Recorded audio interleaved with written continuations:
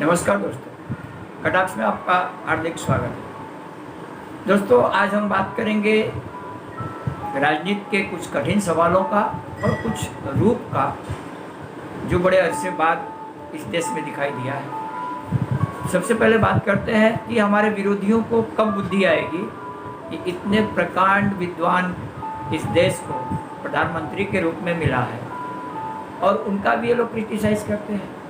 अब ये बताइए कि बंगाल में लाखों की भीड़ जुटा करके अच्छी अच्छी बातें करके मीठी मीठी बातों से जनता का मनोरंजन करके शाम को एम्स में आकर के टीका लगवा के जनता को ये शिक्षा देना, आप टीका को टीका मत समझो, एक उत्सव समझो। महामारी में दोस्तों जो प्रधानमंत्री हमको उत्सव मनाने का ज्ञान दे रहा हो, ऐसा अनूठा ऐसा अनोखा व्यक्ति तो आपको कहाँ मिलेगा। अब आइए बात करते हैं कि कठिन सवाल इस देश के किस प्रधानमंत्री ने बच्चों को ज्ञान दिया है कि कठिन सवालों का जवाब पहले एक कांग्रेसी है जो फॉर्मेट बनाए थे पेपर में, बोर्ड के पेपर में कि fill in the blanks, match the following, true false. ऐसा नहीं होता है। सॉल्व सीधा सीधा क्वेश्चन, बड़े क्वेश्चन को पहले सॉल्व कीजिए।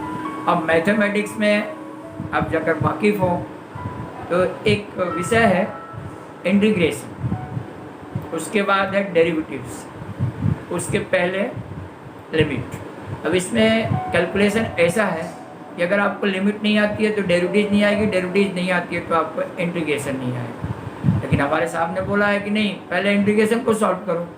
खैर छोड़िए, आइए बात करते हैं कठिन सवाल। तो कठिन सवालों पे हमारे प्रकांड विद्वान प्रधानमंत्री जी ने सीधा ज्ञान दिया है कि अगर आप जिंदगी की गाड़ी को नहीं चला सकते हैं तो छोड़िए उस गाड़ी को, जाके गुफा में घुस जाइए और मन में उठते सवालों का जवाब वहीं ढूंढिए। उसके बाद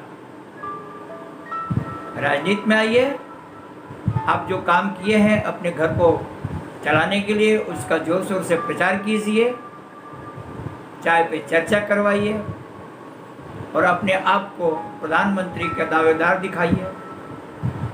जब आपके राह का रोड़ा कोई हो, अब आप देख लीजिए बीजेपी में ही मुरली मनोहर जोशी, लाल कृष्ण आडवाणी, यशवंत सिन्हा जैसे प्रकांड विद्वानों के होते हुए क्या हमारे मोदी जी की जगह थी? लेकिन उन्होंने जगह बनाई, एक बैरियर डाल दिया कि 85 से 80 से 85 साल के बीच वालों को भाजपा टिकट नहीं देगी। क्लीन बोल्ड हो गए ये महारथी लोग। तो ऐसे कठिन सवालों का जवाब आसानी से अगर आपको खोजना है तो ज़रूर इस युग में इनका जय जयकार कीजिए। आप टीका के लिए लाइन में घंटों तरसते रहिए, लेकिन उत्सव के रूप में उसको मनाइए। हॉस्पिटल में ऑक्सीजन नहीं है, कोई बात नहीं है, इनकी जय जयकार करते रहिए। आपको दवा नहीं मिल रहा है, इनकी जय जयकार कीजिए। पिछले साल तुगलकी फरमान के हिसाब से इन्होंने 3 दिन के अंदर पूरा भारत बंद कर दिया था। इस बार इस अनूठे सवाल को इन्होंने राज्यों पे डाल दिया है। आपका राज्य है, आपको बंद करना है करो, नहीं करना है मत करो। हमको तो बंगाल का चुनाव दिख रहा है, हमारा भविष्य वहाँ है।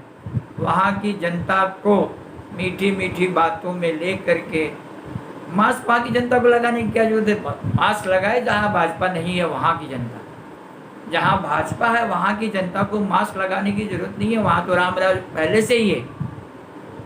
जिस राज्य का मुख्यमंत्री अपने आप को आइसोलेशन में रखा हो, उस राज्य का मुख्यमंत्री प्रधानी का चुनाव लड़वा रहा हो, इससे शर्म की बात क्या होगी? लेकिन नहीं, शर्म मत कीजिए कांग्रेसियों, यही राजनीति है, यही नीति है।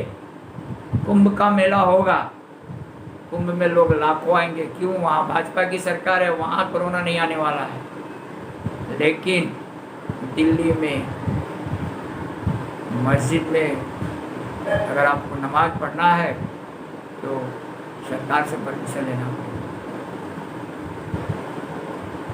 ये नीति है और इसी को कठिन सवालों का जवाब कहते हैं। अब मुंबई की हालत त्राही त्राही है, ऑक्सीजन का डिमांड हो रहा है। वहीं पे विपक्ष में बैठी भाजपा कह रही है कि सरकार लाशों पे राज कर रही है। अगर ये सरकार लाशों पे राज कर रही है तो आप क्या फूलों पे राज कर रहे हैं पूरे भारत में? बिना मास्क का आप लाखों का भीड़ के बीच में हाथ जोड़ते हुए वोट की भीख मांगते हो, तब आपको समझ में नहीं आती कि आप किस किस जगह आप राज कर रहे हो और आप कर क्या रहे हो। और धृतराष्ट्र बन बैठा हमारा चुनाव आयोग, जिसको सिर्फ शायद सत्ता पक्ष की बात सुनाई देती है, बाकी न तो जनता की और न विपक्ष की। और रही बात कांग्रेसियों, सुन लो, अगर तुमको लग रहा होगा कि 2024 में आप फिर आने वाले हो तो इस मुगलतेव से तो आप निकल ही जाओ, क्योंकि अभी तो हमारे प्रधानमंत्री जी के पास ब्रह्मास्त्र पड़ा हुआ है, राम मंदिर। घर घर में राम की धुनी बजाएंगे। तुमने जात पात पे 70 साल राज किया ना, अब देखो कि हमारे महान प्रकांड विद्वान आगे कितने वर्षों तक जनता को अपने हिसाब से नचाकर राज करते हैं। इन सारे सवालों के साथ मैं आपको नमस्कार करता हूँ। नमस्कार, जय हिंद।